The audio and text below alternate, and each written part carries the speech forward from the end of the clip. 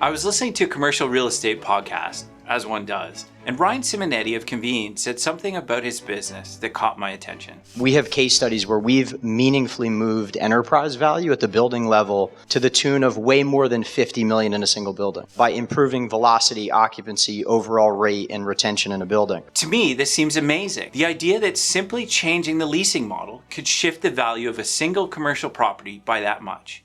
How is this possible? This new leasing model has been dubbed Space as a Service. It encompasses the wide range of services and flexibility now being offered to commercial tenants. From a co-working space with free coffee and a reception, to a location with finished and furnished offices, on flexible leases, fun restaurants, fitness facilities, and facilitators. On the extreme end, it can create the campus-like environment of Silicon Valley's tech companies with the flexibility of a hotel. The value proposition to tenants is obvious. Flexibility in an ever-changing economy is worth a sizable premium to them. They're even happier to subcontract out the services that enhance the well-being and productivity of their workforce.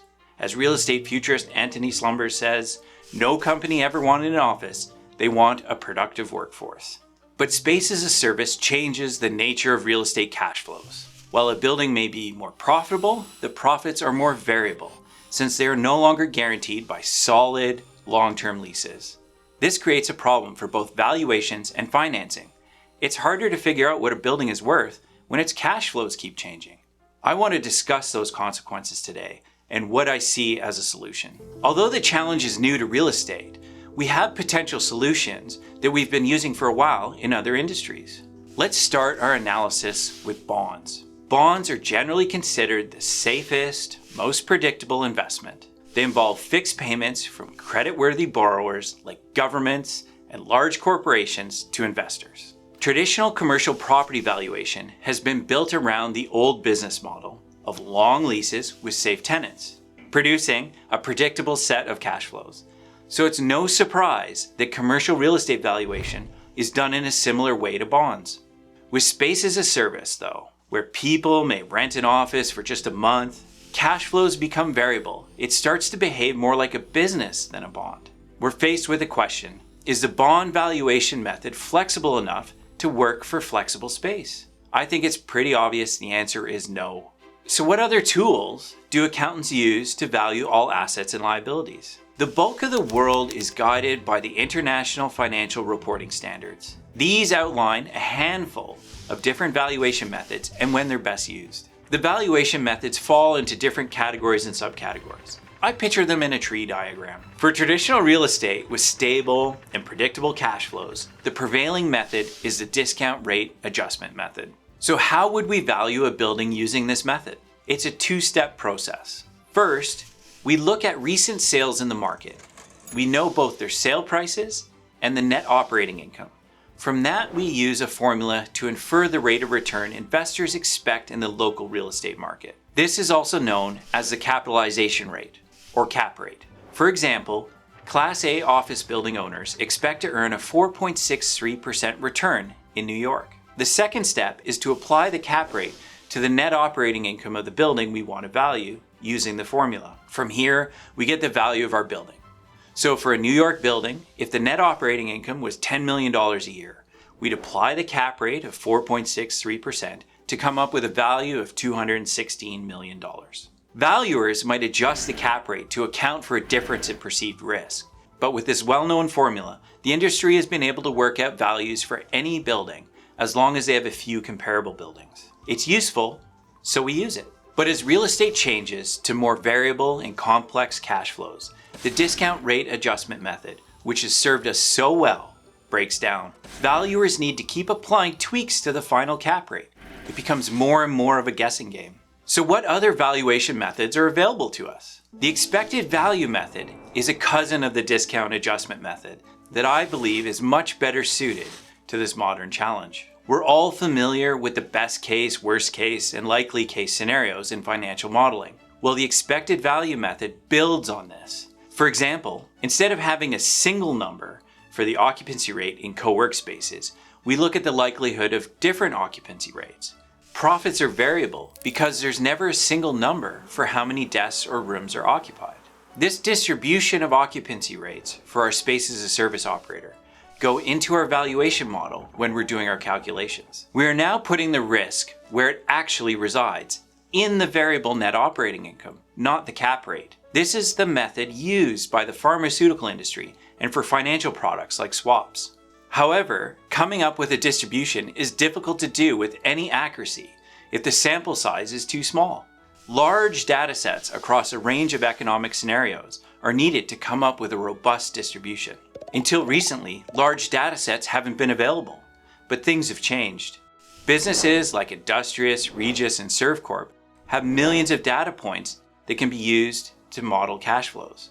At the time of WeWork's initial IPO, they had more than 500,000 members. This era of big data means that these companies don't have the traditional problem of small sample sizes. They now have the information needed to use the expected value method. So let's do that with a realistic example. Imagine a 500,000 square foot property in Manhattan. For the next 10 years, the owner can lease the entire building in a traditional fashion, or set aside 30% of the building for space as a service. To build out our valuation model, we need to factor in a bunch of information. Some of this is publicly available, some is not. For example, we know that space as a service will add additional costs for the landlord. Another part of the valuation model is the risk of default, tenants not paying their rent. We know that even investment grade, BBB rated tenants still carry a 2% chance of default over a 10-year period. But our model still needs things like revenues and profit margins. These are often a little harder to get. These are private companies. But we can tease out some of this information from various public statements they've made. Take this conversation on Fifth Wall's podcast with Jamie Hodari of Industrious. We're sitting in our Manhattan location right now. Our underlying rent is $67 a square foot. Our effective rate for our customers is $320 a square foot. Interesting. Not only does this tell us that flexible space earns a huge premium, it also gives us revenue per square foot. But it's not the only podcast producing insider info. We determined that we could really add about $2 of NOI to a building, which, depending on the cap rate and the size of the building, could add quite a bit of value to an asset. Also interesting, space as a service in your building allows you to charge more rent to the traditional tenants as well. And now we have a number that we can add to our model. And one final stop in our tour of smart people with useful information. Our units do 40% margins. And on an unlevered basis, we underwrite to mid to high 30s unlevered IRRs. This is interesting because it tells us that on an individual building level, the business model is quite profitable. From these numbers, I can come up with some cost structure estimates for the valuation model. If you want to open the black box of the models, reach out to me. We can take these data points along with dozens of others and apply it to our theoretical building in Manhattan. So what are the results? If the entire building is occupied by creditworthy tenants, the net operating income generated over the 10-year period has an expected value of $229 million. If 30% of the building has been set aside for space as a service, the expected value is $278 million. A difference of $49 million. Those are the kind of numbers Ryan Simonetti was talking about. But a single point valuation like $278 million without some measure of risk is deceiving. In our case, the $278 million is actually the weighted average in a distribution of expected values. To determine the risk, we can borrow a tool from the banking industry, value at risk, or VAR. VAR is a valuation at a specific cutoff in the low end of the distribution. We're trying to get a sense of the worst case scenarios. The value at risk that banks use is 99%. We can picture this as the financial equivalent of a 100-year flood, the value of a building in the worst 1% of outcomes. For a mixed building using space as a service, the VAR is $194 million. For the traditional building, the VAR is slightly higher, $212 million.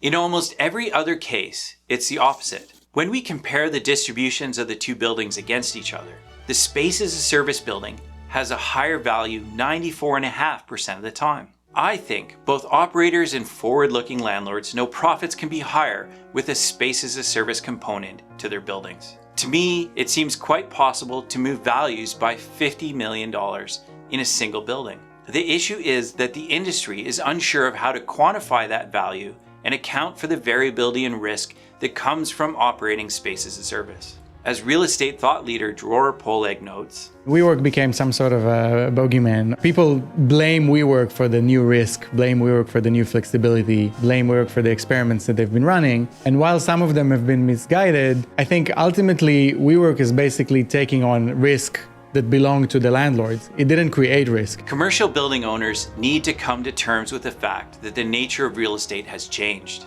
Higher profits are possible, but now come with much more variability. And until we agree on a model to quantify value and risk, the industry will be partially paralyzed. With investors like insurance companies and pension funds demanding safe, predictable bond-like returns, in an asset class that has fundamentally changed, producing returns that behave much more like operating businesses than bonds. Hopefully this video is useful and spurs some discussion on the future of valuation in the new real estate industry. I love talking about real estate, and if anyone wants to connect, my details are in the description.